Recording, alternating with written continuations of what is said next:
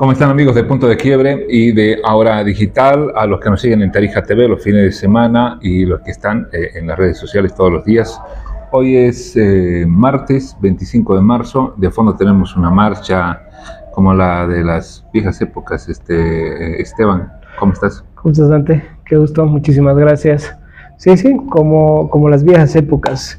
Lo que demuestra el estado de convulsión en el que está, ya no te digo solo el país por la falta de escasez de combustible o por los problemas económicos, sino la convulsión que va a repercutir en Tarija, porque nuestra época de bonanzas ha terminado. La época de las vacas gordas ha terminado, hace tiempo ya, no es de ahora, pero ahora vamos a empezar a ver los efectos de las malas gestiones y de la mala administración de los recursos tarijeños, que hemos terminado los tarijeños desperdiciando nuestros 15 minutos de fama, y estamos peor de lo que estábamos antes de la época del gas, lamentablemente.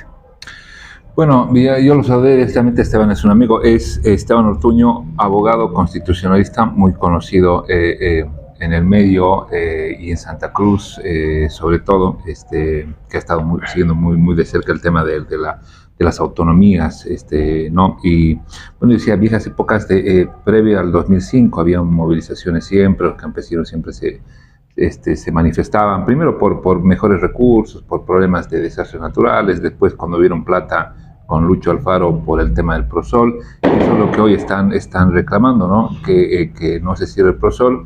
Muchos dicen que no se va a cerrar, pero ya no será el monto que se tenía antes de 3.500, 4.000 bolivianos, 4.500 hubo con Lino Condori, ¿no? Bueno, esta y una serie de acciones que se tomaron en cuanto a bonos, canastas, que dicen que merman mucho el tema de la economía del gobierno departamental, que es la primera autonomía, o que la autonomía en que en realidad nosotros luchamos desde Tarija, ¿no? Sí, pero lamentablemente económicamente se está anulando a las autonomías. Los gobiernos municipales lo sienten, pero no en el nivel del gobierno departamental, porque los niveles municipales tienen una tradición de generarse recursos, o sea, autogestionan, se autogeneran recursos. Las gobernaciones del país no. Ese es uno de los graves errores y pecados, si se me permite el término, que asumen las gobernaciones, los gobiernos autónomos departamentales. O sea, el nivel central no permite generar recursos a las gobernaciones. ¿Y por qué digo el nivel central? Porque la Constitución sí que permite, de hecho tienen la capacidad de emitir impuestos, pero el nivel central del Estado, a través de normas nacionales, empieza a regular, a restringir, a menoscabar esta competencia exclusiva, haciendo uso de una competencia exclusiva también de privativa de nivel central, que es de políticas económicas, entre exclusivas y también hay privativas, ¿no? Bueno, la cuestión es que amarras a los gobiernos departamentales para que generen recursos. Se estaba viendo la proyección de generar recursos a través, y es ahora último, para que vean la crueldad del centralismo boliviano, para generar recursos a través de concesiones, a través de iniciativas público-privadas. El nivel central del Estado, en octubre del año pasado, emite un decreto que es una modificación al decreto 0181, en donde dice que todas las concesiones de servicios, en todo caso, departamentales que se podían prestar, tienen que pasar por una licitación, es decir, no importa el monto, entonces se tiene que ir al SICOES, tienes que generar trabas administrativas. Entonces, está claro que al centralismo no le conviene tener autonomías fuertes, y el cuasi quiebre financiero de los gobiernos autónomos departamentales así lo demuestra, porque no solamente el caso de Tarija, todas las gobernaciones de Bolivia están así. Y bueno, ¿por qué se diseñó así? Pues pareciera que es una prefectura con poder de legislación, con los mismos recursos que recibía del gobierno, a excepción de las regalías, ¿no? Pero ningún otro recurso más. Claro, ha sido varias situaciones. Primero, que el criterio económico, el modelo económico boliviano no ha cambiado. O sea, ha cambiado la Constitución, hemos pasado de un régimen centralista a un régimen de un Estado simple a un Estado compuesto autonómico, pero el régimen económico es el mismo. O sea, sigue rigiendo el decreto 0181, que es el tema el que regula, la norma que regula el tema de la administración, es del año 2009. O sea, eso es y el anterior era del 2007, si no me equivoco, el 2009, la reforma del 2009 son adaptaciones. Entonces, mantienes una preconstitucionalidad, si quieres, en el sentido de la aplicación de la norma para generar recursos. Entonces, me explico. La estructura del modelo sigue siendo, la estructura económica del modelo sigue siendo centralista. ¿Cómo vas a pretender que funcione la autonomía si no tienes una economía autonómica? Si no permites que se generen fuentes de recursos desde las gobernaciones. Entonces, claro, caen los precios del gas. Se acaba el gas, ya ni siquiera es que han caído el precio, se ha acabado el gas, una terrible política de administración. No hay industrialización, porque el gobierno del MAS, el régimen del MAS, en todos estos años lo único que ha industrializado ha sido papas fritas. Y hace un mes. Después no hay otra industrialización y claro, nos vemos en el problema que nos vemos. No hay gas, no tenemos dinero, no hay circulante. Entonces, ¿cómo puedes mantener programas sociales, altamente sociales, si no tienes recursos para eso? Ahora, ¿qué puede y qué no podría ser cuáles serían las vías de financiamiento de una gobernación? ¿Se ha estudiado eso? Ahora, sí, te cuento que sí, y la solución no está tan complicada en principio, por lo menos desde el punto de vista jurídico y hasta un poquito doctrinal, si quieres. La solución, nosotros le hemos puesto el nombre de autonomización impositiva. Es decir, se tiene que permitir que los niveles departamentales generen recursos. Y esto no significa aumentar impuestos. A ver, la competencia de crear impuestos la tienes, ¿ya? El nivel central, hablando desde el punto de vista del gobierno departamental, el nivel central del Estado te dice qué impuestos puedes crear y qué impuestos no puedes crear. Ya te interviene el nivel central.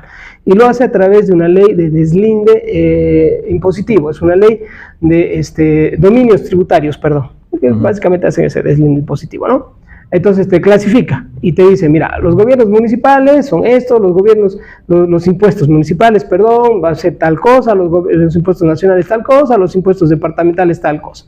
Al departamento, para dar un ejemplo, te da la capacidad de imponer impuestos, perdón, que repita, generar impuestos sobre las herencias. Yo no sé quién muere haciendo herencia o un testamento, perdón, para que te cobren impuestos el departamento sobre tu testamento. Serán muy pocos.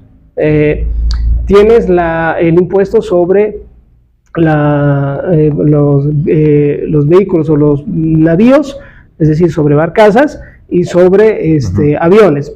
No sé, pues en Tarija le tendrán que ir a sacar a las chalanas impuestos. No veo aquí mucho movimiento de barcos, ¿no? Son impuestos maliciosos, o sea, son criterios que exceden de toda lógica, que el nivel central del Estado lo ha hecho de manera intencional para que las gobernaciones no generen recursos y estén siempre bajo el yugo del centralismo, bajo el yugo económico. ¿Cómo lo arreglamos? Es haciendo cambios a la legislación nacional, porque ni siquiera tienes que ir a hacer reforma constitucional. Haces unos 2 o 3 cambios en la legislación nacional, específicamente en la ley de dominios tributarios, modificas, porque ni siquiera estoy diciendo abrogar o derogar, modificas unos decretos bien específicos, unos decretos nacionales bien específicos, cosa que los niveles autonómicos, departamentales autonómicos, puedan administrar ciertos impuestos. Por ejemplo, el IVA. El IVA es un decreto de Víctor Paz Estenssoro, por si acaso se crea el IVA.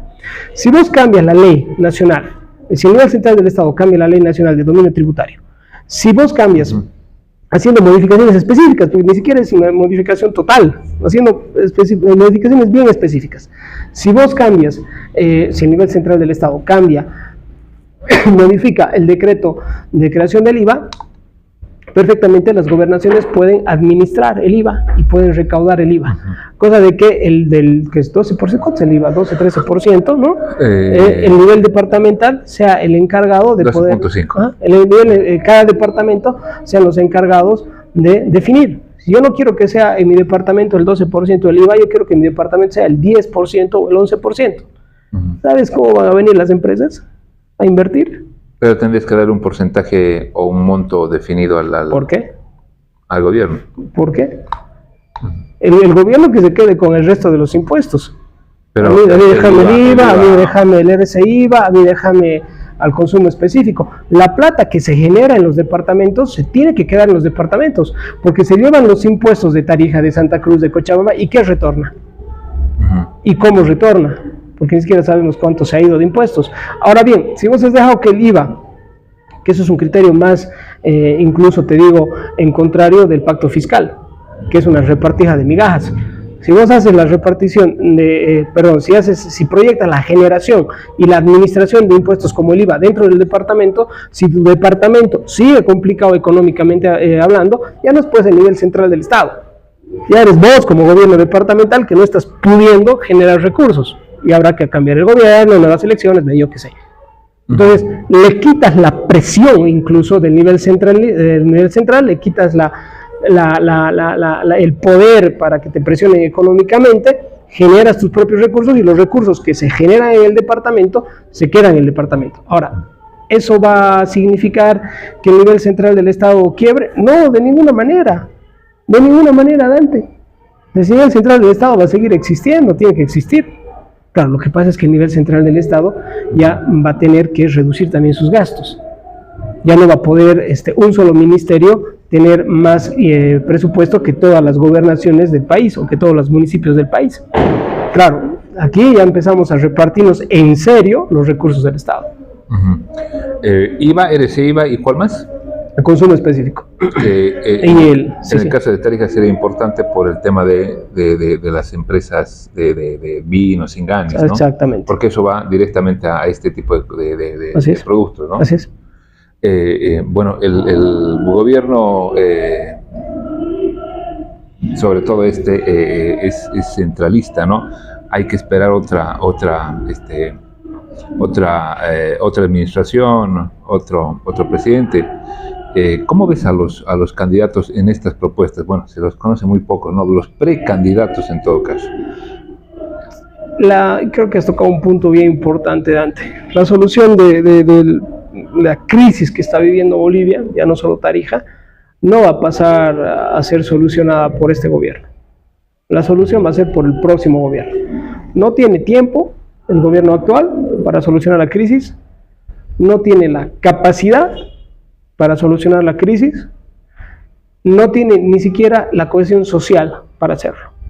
O sea, yo veo muy difícil el panorama para que el actual gobierno pueda solucionarlo. Lo que está poniendo es intentando poner paños fríos, está intentando remarla, pero solucionar como tal, muy difícil.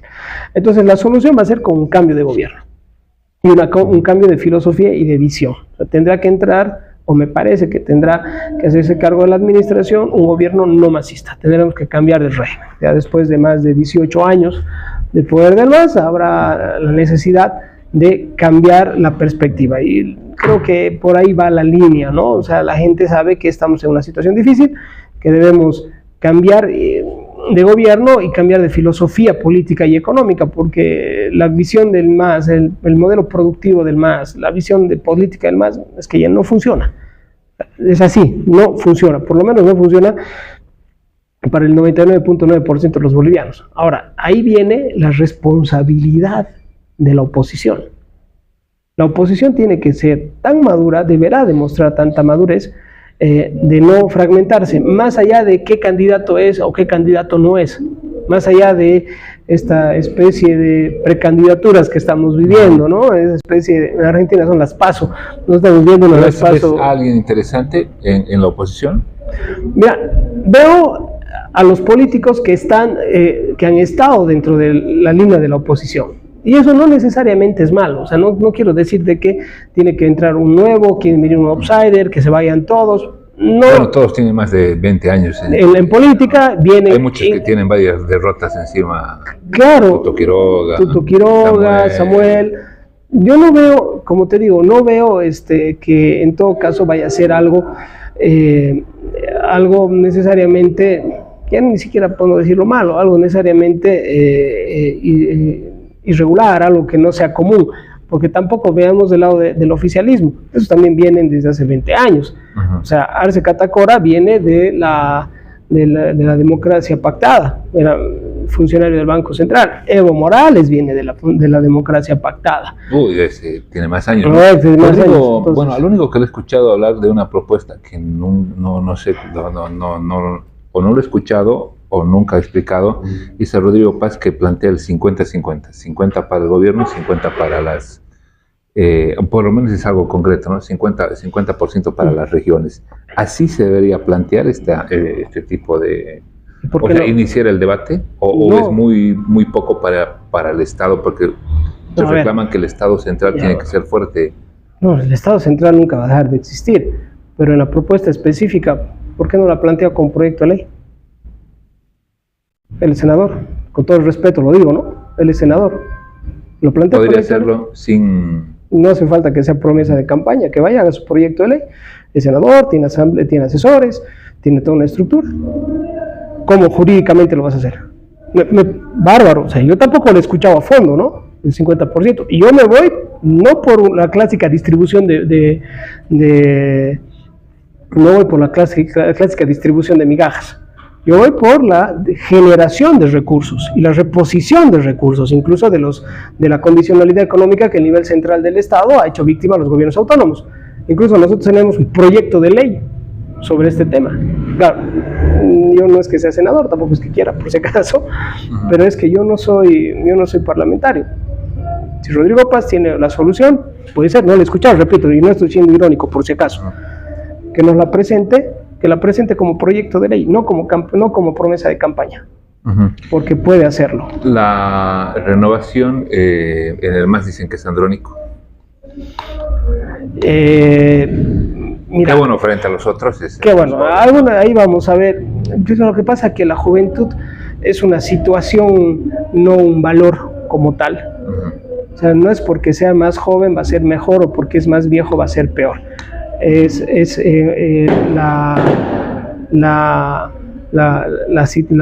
estado de edad es una situación biológica, es una condición biológica y pasajera todavía, no es un valor. En todo caso, más allá de que sea joven o no sea joven, veo yo en el MAS, Dante, una pelea interna muy fuerte, que lo tiene a Andrónico encapsulado en el medio. O sea, está justo en el medio, está como si estuvieran tironeando de un lado de otro lado, y Andrónico está en el medio. Seguramente en las próximas semanas ya se va a poder decantar acerca de que si se sigue la línea evista, si sigue la línea arcista. Ahora, si hay una tercera línea, que es la línea de Andrónico, ahí yo no sé si es que va a tener la capacidad, la fortaleza, el músculo político para poder desarrollar su propio camino. Por lo menos no en esta elección, quizás en las próximas, ¿no? Claro, en abril es la inscripción de alianzas, en mayo candidatos, ¿no? Estamos a la vuelta de la esquina. Pero ya estamos en campaña, o sea, estamos viviendo ya la campaña desde octubre. Es lo que te decía, estamos en una especie de pasos Argentina, ¿no? En Argentina tienes una campaña previa, una votación previa antes de definir las candidaturas e incluso ir a las elecciones como tal. Estamos viviendo eso. Son las elecciones anticipadas que estaba regulado también en Bolivia, pero que se ha dejado sin efecto. Me parece que es el año pasado que abrogaron ese proyecto de ley.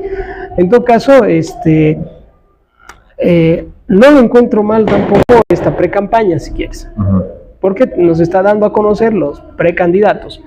Lo malo va a ser que los precandidatos no acepten el resultado final de esta precampaña, sobre todo los de la oposición, y que se genere la disgregación, se genere la ruptura de la oposición. Y ahí ya estaríamos en un escenario más complicado, favoreciéndole al MAS. Bueno, Esteban, a mí me llamó poderosamente la atención una declaración de Branco. Branco, si alguien puede decir, es uno de los principales enemigos del movimiento socialismo, no contrincante, enemigo del movimiento socialismo y de Evo Morales. Hace una semana atrás en El Deber dijo que Evo Morales estaba en primer lugar en preferencia, a pesar de que no está habilitado, y que si la oposición no se unía con una propuesta seria, el MAS podría ganar en primera vuelta. O sea, fue una declaración fue el anterior domingo, ¿no? El anterior, hace una semana y un día, 2 días, y que lo diga Branco, supone una alerta, digamos, para la oposición, pero que parecería verídico, ¿no? La verdad que yo no he visto una encuesta que lo dé a Evo como en primer lugar. En todo caso, el peligro está en que la oposición se vaya por cuerdas separadas, es decir, que la propuesta de opositora en las elecciones sea variada, o sea, se dividan, ¿ya? Que el MAS encuentre cierta unificación y va a pasar lo que ha pasado desde, no sé, pues desde la segunda reelección de Evo. O sea, es la oposición con un 60%, con un 50%, y al MAS con un 40% le sirve para llegar a primera vuelta, o sea, para ganar las elecciones en primera vuelta. Porque tampoco, y si analizamos los resultados de las elecciones, tampoco es que el MAS haya sido electoralmente hegemónico. Yo te hablo de yo te entiendo la primera elección, que ha sido 63%, 64%, si no me equivoco, una votación altísima de Evo Morales, la primera, pero el resto rondaba el 40%, y el otro 60% estaba dividido en la oposición.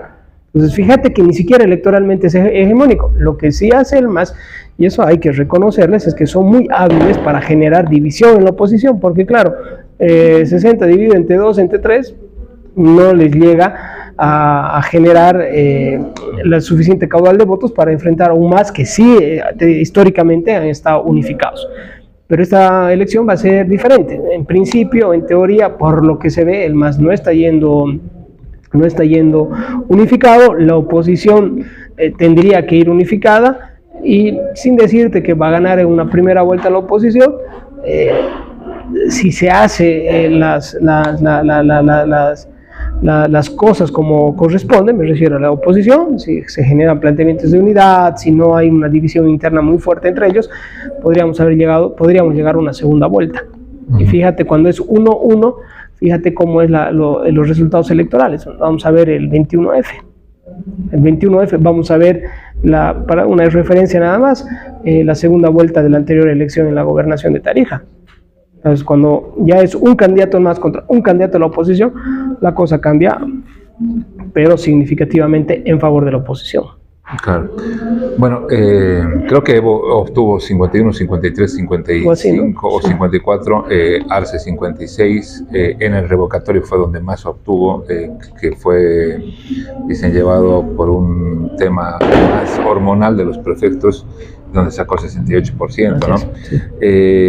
Bueno, frente a esto, yo supongo que hay conflictos internos, ¿no? Dentro de la oposición, pero que además los deja muy mal parados. Yo no lo veo mal lo que salió de Johnny Torres, porque obviamente todo partido político busca el poder. Tampoco hubo una repartija de pegas, como dicen en un video. Lo que sí estaban asegurando cargos de decisión dentro del Parlamento, porque si uno va a tener un partido político y no va a tener un representante en el Parlamento donde está la expresión de los partidos políticos, no tiene sentido, ¿no? Pero lo presentaron a Johnny Torres como alguien que está distribuyendo pegas a cambio de su apoyo a Samuel Doria Medina. Hay un vocero de Samuel Doria Medina que incluso se enojó cuando podía haber calmado un poco la situación, y bueno, ponen ahí en entredicho al MNR y a Johnny Torres. ¿Vos cómo lo viste? Bueno, a ver, ¿se dejó firmar o...? Ahí ha sido el problema, la infidencia, ¿no? O sea, las infidencias es al final el tema, ¿no? El problema. Pero a ver, ya hablando un poquito más en frío, ¿no? Eso es así, se hace, y no es que lo haga solamente el MNR, no es que lo hacen todos. Lo hacen todos. Para otra cosa es que podrá sonar más o menos antipático en mostrar o no mostrar, peor en un contexto preelectoral, pero al final de cuentas es parte de la negociación. No nos vamos a rasgar las vestiduras. Parte de la negociación, le han ofrecido algo, han llegado a algo o han terminado un preacuerdo, y él ha ido a sus bases y le ha dicho: mira, yo creo que vamos a llegar a este acuerdo, vamos a llegar a tal cosa, haciendo símiles y obviamente respetando las distancias, ¿no? Pero cuando es una negociación, vamos a ir a hacer un asado, vamos a jugar un fútbol, él va a llegar tal, él va a llevar tal, vamos a quedar aquí, o sea, son negociaciones que se dan en la vida humana. Obviamente no voy a minimizar el caso, esto está multiplicado por 1000 por el contexto, por el tema electoral, pero no es algo, digamos, que no se haga, es algo que se hace, que se debe incluso hacer, porque es parte de la negociación y es parte de la dinámica política, e incluso yo te digo, Dante, es parte de la dinámica electoral. porque no estás generando, si lo vemos bien a detalle, no estás generando criterios de imposición. Vos apoyame o no me apoyas, si yo te doy o no te doy, como generalmente hacía el movimiento al socialismo. Detalle, ¿no? Las gobernaciones que no estén con nosotros no les vamos a dar ni un proyecto. Lo dice Evo, lo ha dicho Lineras. A los empresarios yo les agarraría del cuello y les sacaría el dólar. ¿No ve? Eso ha dicho García Linera. Vaya pájaro, vaya personaje por si acaso. García Linera. Entonces, eso no es negociación, eso es imposición. O sea, a mí me parece más escandaloso eso que la infidencia de un video en una negociación política regular en este tipo de situaciones. Eso salió del MNR, ¿no? Por eso mismo, el tema de la infidencia. Pero en el fondo no es oposición, no es imposición, es una negociación política que ha salido mal, estaba dentro de las posibilidades. Pero las imposiciones vienen por otro lado. Las imposiciones son agarrar del cuello, sacar dólares a los empresarios. Las imposiciones son las gobernaciones o las alcaldías que no estén conmigo, no van a tener un solo proyecto. Eso sí que es grave. Y antidemocrático.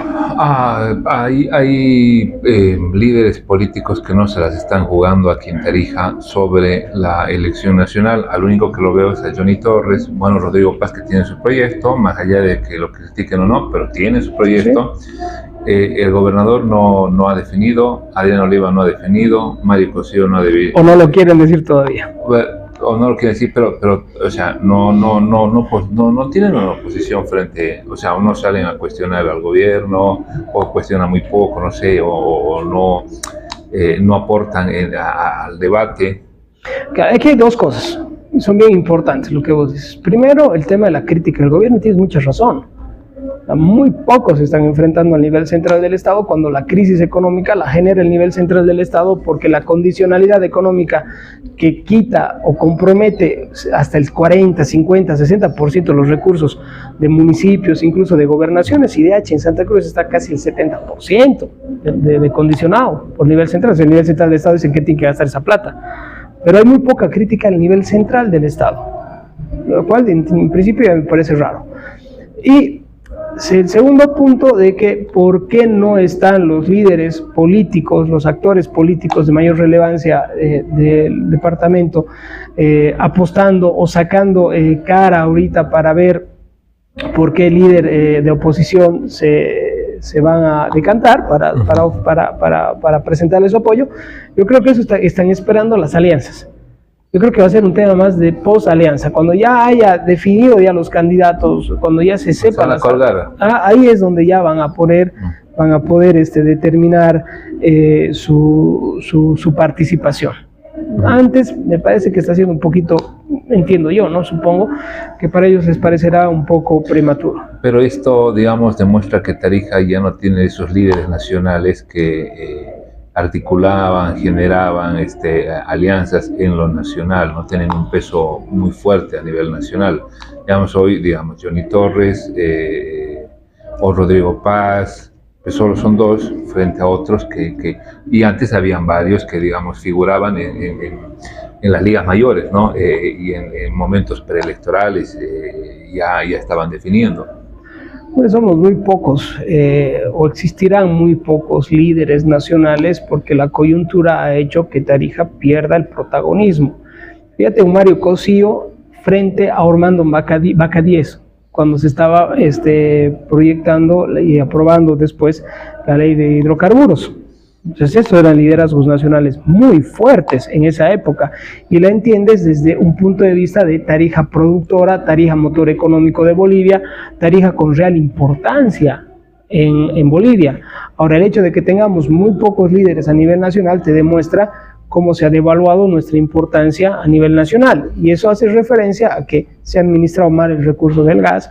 Hemos perdido 15 minutos de oportunidad, nuestra ventana de oportunidad para salir de la pobreza, y en principio y en definitiva no se ha hecho las cosas bien en Tarija. Entonces hemos perdido ya no solamente económicamente, sino también hemos perdido de manera política, y se han reforzado este liderazgo en otros lugares del país, sin querer ser exagerado, me parece que los comerciantes de la Uyustu van a tener incluso mayor peso o importancia que ciertos sectores, por no decir todos los de Tarija. ¿Por qué? Porque la cercanía con el gobierno, porque tienen una disponibilidad económica, fortaleza económica más fuerte.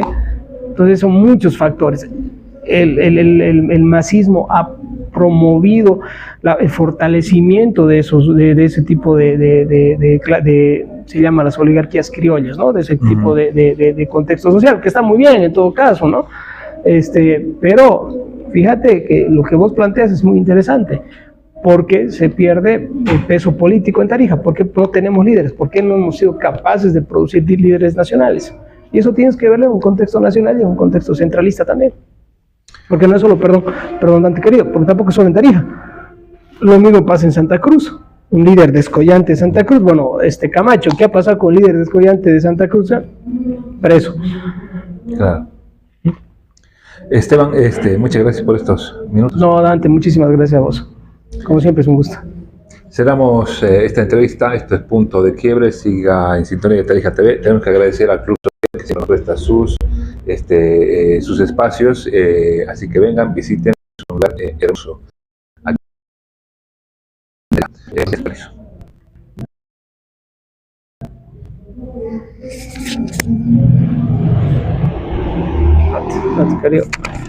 Gracias.